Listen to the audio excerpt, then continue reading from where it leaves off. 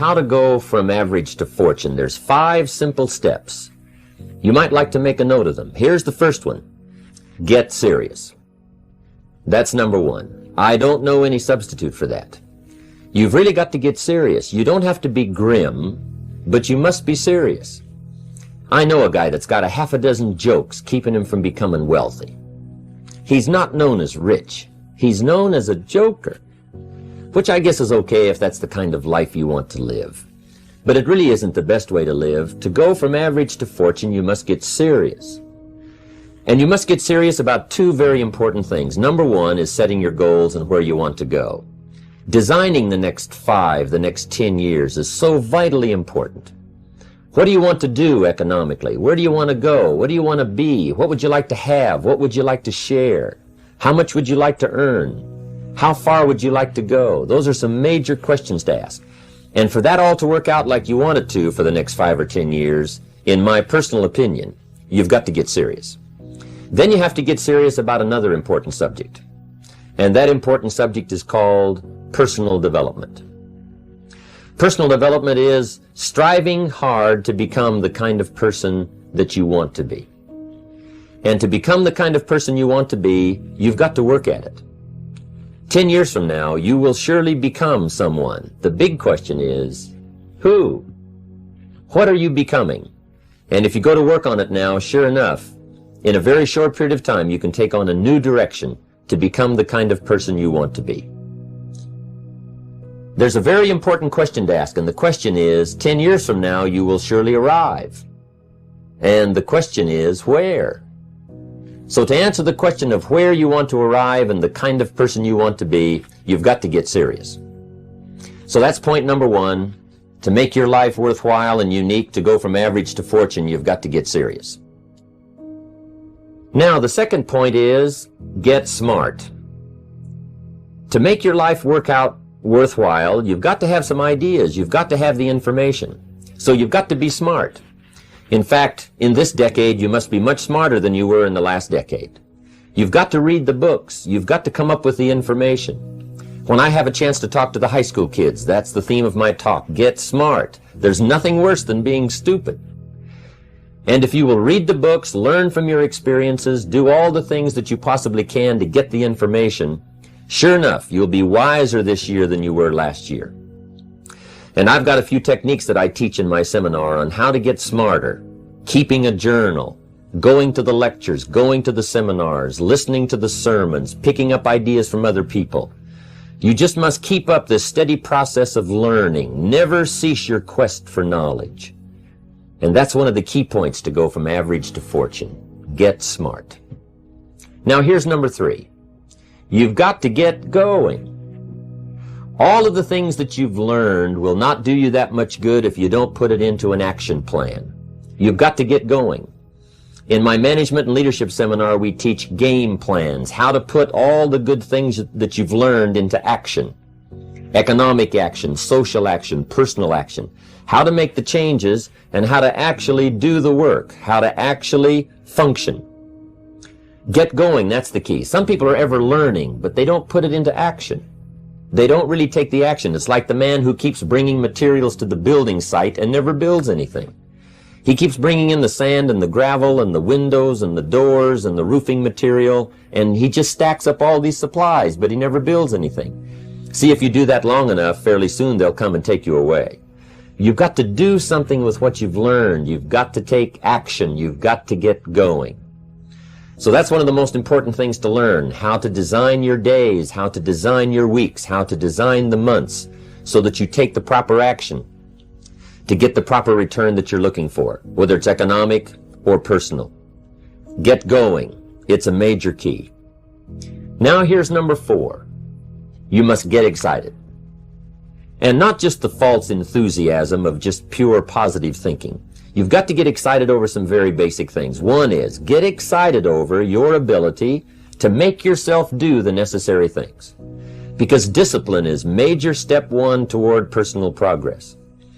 And anytime a person wishes to, they can make major changes in their life, personally and socially and financially.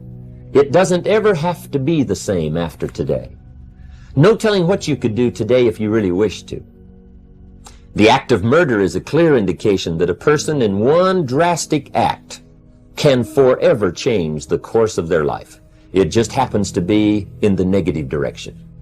What I would ask you to do, starting today, is get excited about committing an act that's positive, an act that's constructive, to make the changes in your life that you want made, and to go the direction that you want to go. So that's number 4, get excited. Get excited about your potential. Human capacity is usually never the problem. Little children can learn several languages. We can learn to do the most incredible things. All we need to do is take the time to do it. So it's not a matter of capacity. It's a matter of judgment. It's a matter of excitement. It's a matter of will. And it's a matter of wanting to bad enough. So it's pretty exciting to know that any day you wish, you can change your life. Any day you pick out, you can make major changes. It doesn't ever have to be the same again. And that's exciting. Knowing that intellectually and personally, you can actually do the things that will make major changes in your life. That's number 4. Here's number 5. Number 5 is get away. I have found, especially in the last 15, 20 years, that there's an important thing called life balance. You've got to learn to get away. You must learn to get away and be alone. Learn to get away and reflect. Learn to get away and learn how to live as well as how to earn. How sad it would be to learn how to earn well, but not learn how to live well. You must balance your life. We teach something, especially in my staff, I teach something called lifestyle. Lifestyle is how you learn to live your life. Some people have money, but they don't even know how to spend it. They have time, but they don't know how to spend it. Some people are successful, but they don't know how to spend their success. They don't know what to do with it. They don't get joy from it. Rather, they get animosity. A father takes $5, crushes it, and throws it at his son and says, if you need it that bad, take it. Now, it's the same $5, but instead of dispensing it with joy, he dispenses it with animosity. That's the difference in not knowing how to live. It's called lifestyle. Then you've got to take time to cultivate good friends. You've got to take time to be with your family. You've got to take time to be with the people who are important to you, designing your life in those respects. Get away. Take the time. Reflect on your life. Recharge your batteries. Do some growing away from your enterprise. Then when you come back to your enterprise, after you have taken this time to balance your life, you will find that on the job, working on your enterprise, things will really go much better. So those are the 5 simple steps to go from average to fortune. Get serious, get smart, get going, get excited, and get away. A beautiful line I read not long ago said, the best way to predict the future is to create it, which means to have a vision, and even though the vision is in the air or the sky, then build a foundation under your dreams. And when you see men and women who rise from poverty and obscurity to fame and renown, you invariably see someone who had a vision of what they could be and have and do that was far beyond what they were. Every one of us has had an experience. At one time when we were small, we had a vision of being grown up and having our own cars. And as we grew older, we had a vision of having our own homes and our own families. And as we grew older, we had a vision of traveling and going to Europe. We fulfill all our visions. The wonderful thing is this, is that we always tend to achieve our goals. The problem is that our goals are set so low that even when we do achieve them, they don't turn us on. They don't fill us with enthusiasm. So dream big dreams, if you like, and focus on results, not activities. This is the key. Be clear about the results that you're trying to accomplish. This is one of the keys of peak performance, by the way. All peak performers are result-oriented. All losers or underachievers tend to be activity-oriented. And in activity orientation, what they do is they work very, very hard. Sometimes they work frantically. Sometimes they work longer hours than you do, but they lose sight of the results. Ben Trigo, the strategic thinker, said, very worst thing in the world is to do very efficiently what need not be done at all.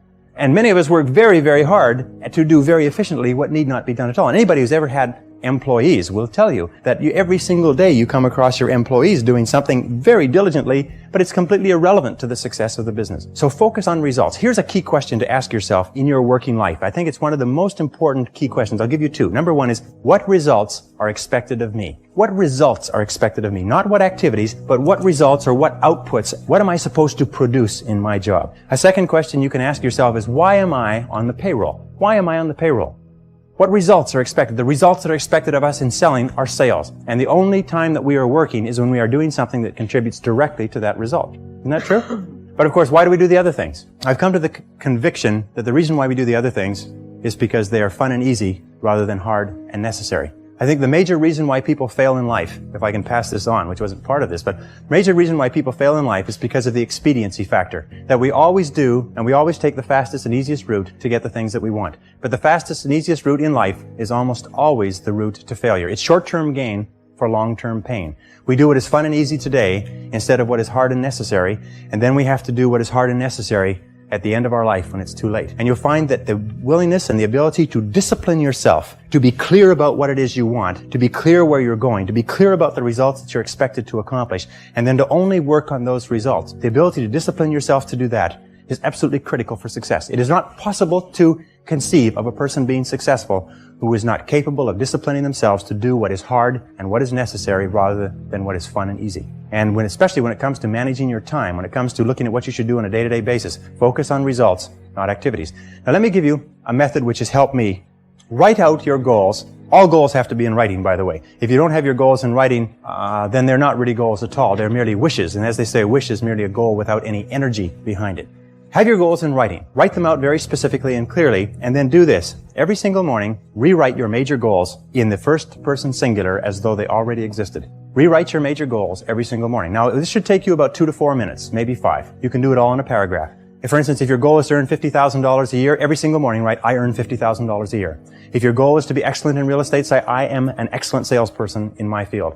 If your goal is to weigh a certain number of pounds, if your goal is to enjoy a certain kind of life, write down your major goals in the first person singular as though they already existed today every single morning. And then every single evening, take about 5-10 minutes, instead of watching television, just before you turn on the television, say, wait a second, I've got to review my progress. And sit down and review what you've done in the course of the day. And say, what have I done right today? What have I done right that's moved me toward my goals? And second question is, what would I do differently if I had today to do over again? Those 4 steps, by the way, writing and rewriting your goal each morning, reviewing them in the evening, and asking yourself those 2 questions. What did I do right? What did I do that moved me toward my goals today? And what would I do differently if I had the day to live over? If you'll ask yourself those 2 questions, in the next 30 days, you'll accomplish more than you accomplished in the last 6 months. This is the most incredible method I've ever seen. I learned it some years ago. Just rewrite your goals every morning. The only problem with goals is that we don't set enough of them and we don't set them highly enough. You can have anything you want. Imagine you could have anything that you want, anything that you can hold in your mind on a continuing basis, you can have. Anything that you are crystal clear about wanting and are willing to pay the price to get, you can have. So clarity is the key. Be clear about what you want. Be clear about what you have to do to get it. Be clear about your vision. Be clear, speak, walk, talk, and act with clarity. And that's the final point with regard to clarity. I have seen many men and women who have tripped themselves up by being beaters around the bushers, if you like. They are very careful about whatever they say, and by the time they say it, people have gone home for lunch. And one of the keys to success is to be very straight and to be very clear, be very precise. Interesting, one of the reasons why people do not speak to the point is for fear of offending others. Isn't that true? For fear of offending others.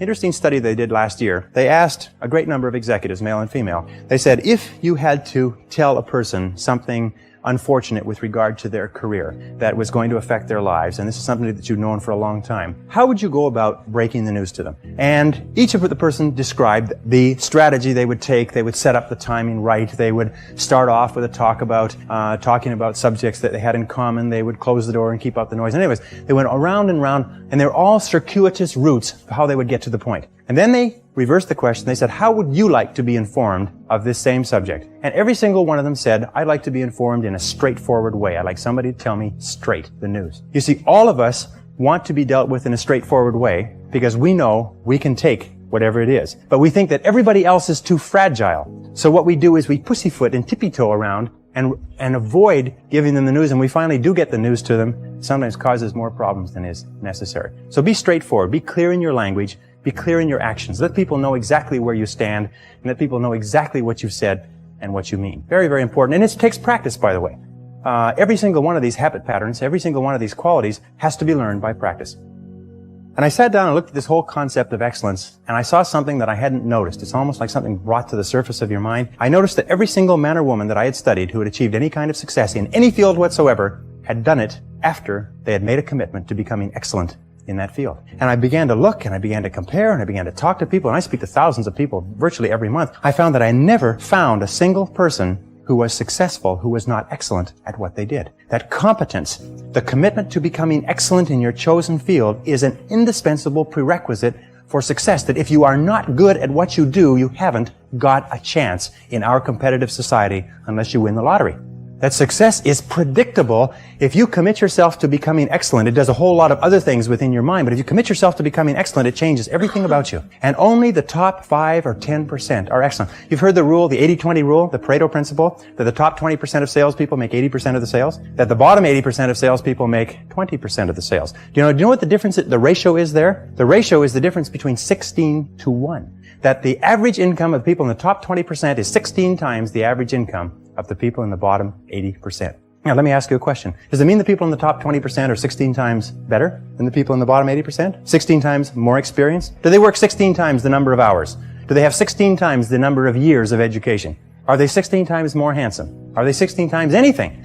But 20% of these people are making 16 times the average of the rest. Prudential Insurance Company did a study some years ago, and they put the thousands of agents that they have throughout the United States into their computers and compared their income, and it came out the 80-20 rule worked. 20% of the salespeople were doing 80% of the business. Well, they had all the data on the computer, so they ran it through one more time. They said, what's the average income of the top 20% of the top 20% compared to the bottom 80%? Now, for those mathematicians among you, that works out to the top 4%. What was the average income? They found the top 4% were earning on average 32 times the average of the people in the bottom 80%. So they said, this is interesting. And they ran it through one more time. They found that the top 20% of the top 20% of the top 20%, which is the top 0.8%, that's good.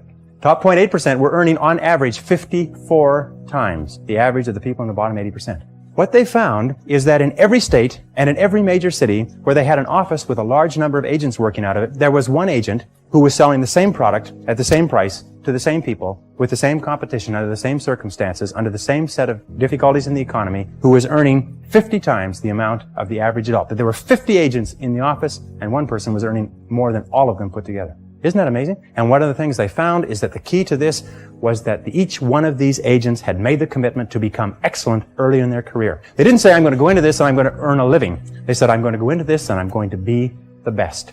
You must commit yourself to excellence. You must commit yourself to becoming the best. And the wonderful thing is that excellence is a journey. It's not a destination. You never get there. Complacency and satisfaction are the key enemies of excellence. But once you commit yourself to becoming excellent, the whole world opens up for you.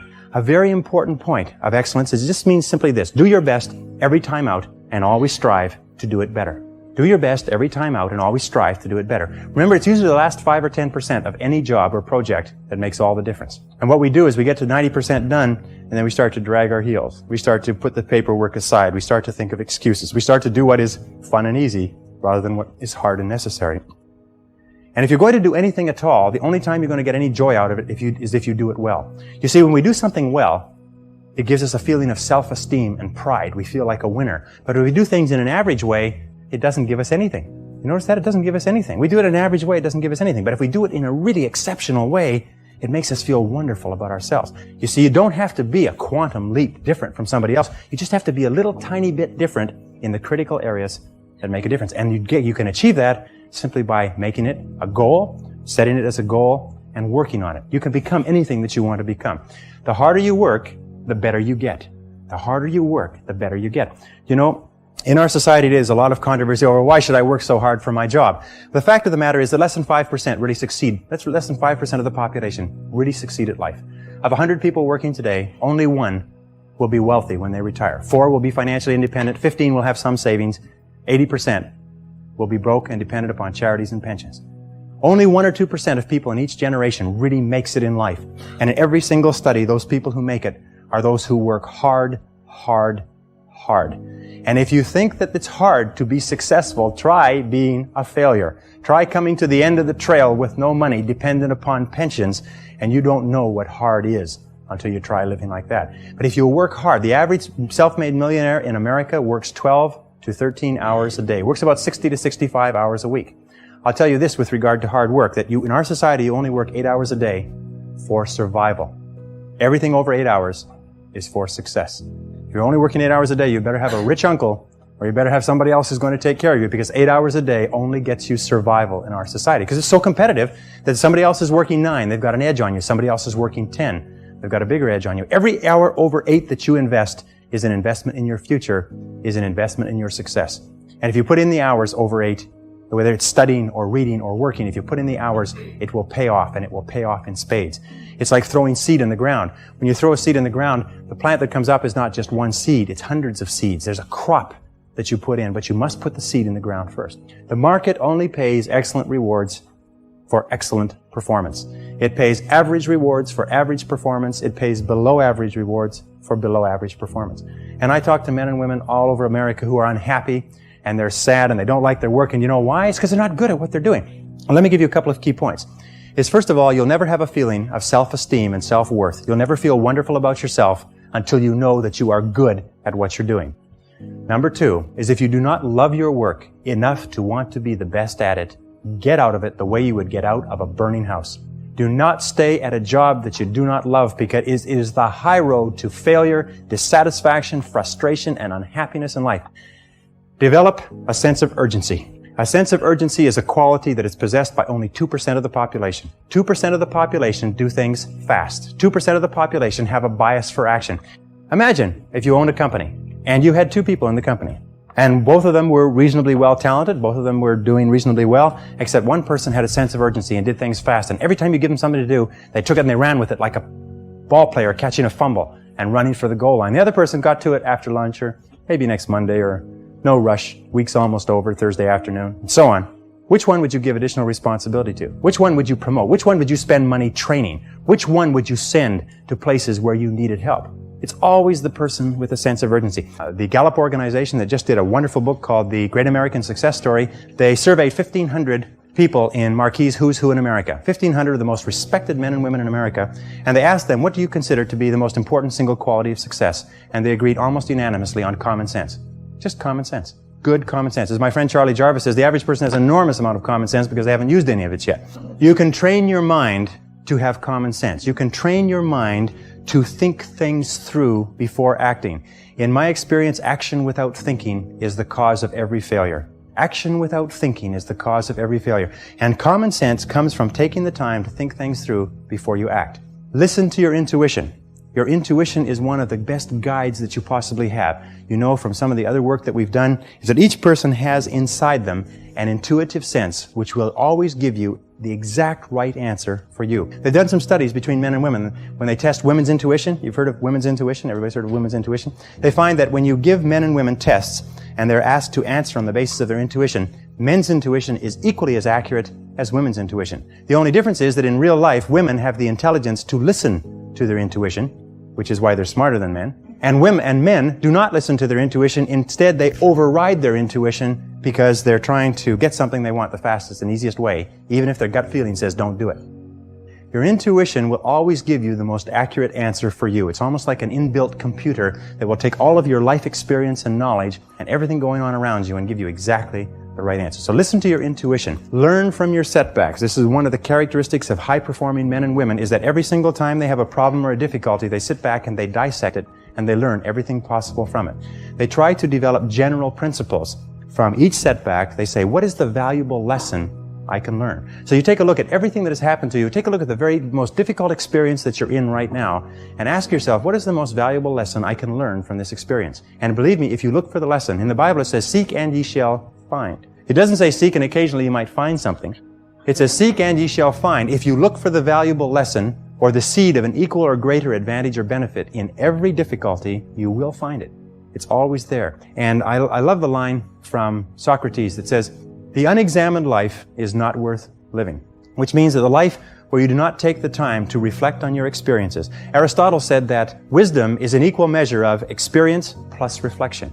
And the reason so few people have wisdom is what they have is experience, but they never take the time to sit back and reflect on what's happening to them, reflect on what they're learning. How many people here have seen people get out of bad relationships and get immediately back into bad relationships? Or get out of a lousy job and immediately join a company and get into another lousy job? What is the natural thing that people do? They get fired or laid off from a job, they quit, they go down the street, they look for what?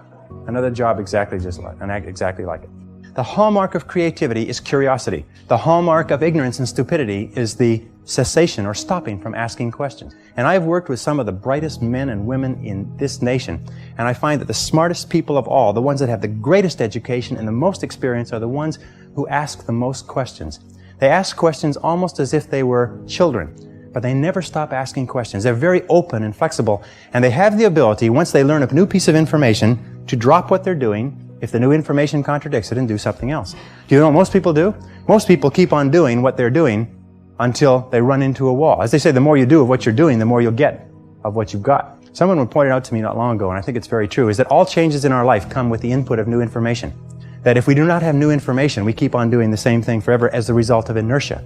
And creative people are always looking for faster, better, easier, cheaper, newer ways to do things. Remember, 80% of everything that we are doing today in our general business will be different 5 years from now. 80% of the products that we use, the food that we eat, the cars we drive, the music we listen to, the movies we go to, even the streets we drive on, 80% of everything will be new in 5 years. That's how rapidly things are changing. According to the research, all you need is an idea that's 10% new to start a fortune. An idea that's 10% new. As a matter of fact, an idea that's more than 10% new is probably too new for the average consumer to accept it. An idea that's 10% new. How many times have you been going about your daily business and you see the need for a product or service? And you say, now I wonder why somebody doesn't produce that. And about 2 or 3 years, then you say, well, it can't be any good. I thought of it after all. And then 2 or 3 years later, a company comes out with that idea, or some company comes and makes $1 million that, and you say, I thought of that idea 2 or 3 years ago. Every single person here has had that experience. What you have to do is trust your ideas. If you decide that you're going to earn a certain amount of money, that you're going to achieve a certain level of wealth, that you're going to achieve a certain life estate, and you program that into your subconscious mind, and you then turn it over to your intuition, you will get the ideas, the insights, the inspirations necessary to achieve your goals. And that's the only difference between very wealthy, successful people and the average person, is that they simply follow their intuition. They're not smarter, they're not different, they're not more educated, they're not more talented, they just follow that inner guide. Develop the people skills that you need to be successful. Take courses in communications. Take courses in effective listening. Take courses in public speaking. You know, one of the most important parts of communicating and getting along well with others is the size of your vocabulary. You've probably heard that before. The size of your vocabulary, your ability to express yourself orally, your ability to stand on your feet, your ability to write effectively and get your point across to others will have a tremendous impact on your life. Because you cannot imagine a successful person who cannot communicate effectively with other people.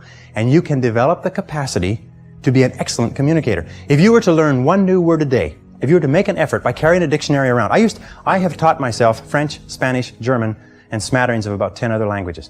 And the way I taught myself that was I learned the basic vocabulary, I studied it, learned the basic vocabulary, and I carried a dictionary around with me. And every time I saw a word I didn't know, I looked it up in the dictionary. And within a very short period of time, I could eat, live, walk, talk, and speak fluently in those 3 societies. And I've traveled all over the world in those 3 languages. The Carnegie Institute of Technology did a study about 10 years ago now, and they studied 10,000 men and women who were let go from their companies. And they found that 95% of the people who were let go from their companies were let go because of their inability to get along with others. This is caused by low self-esteem more than anything else. In my estimation, those of you who know that low self-esteem, more than anything else, causes our personality problems. Not liking ourselves, not accepting ourselves, feeling inferior inside, causes us to lash out at other people. And the wonderful thing is that if you're clear about your goals, and you're committed to becoming excellent, and you concentrate single-minded on what is important to you, you have a tendency to like yourself more. Your self-esteem goes up. Your ability to get along with other people goes up. But if you have no goals, and you're not very good at what you do, and you're just doing whatever comes to hand, then your self-esteem goes down.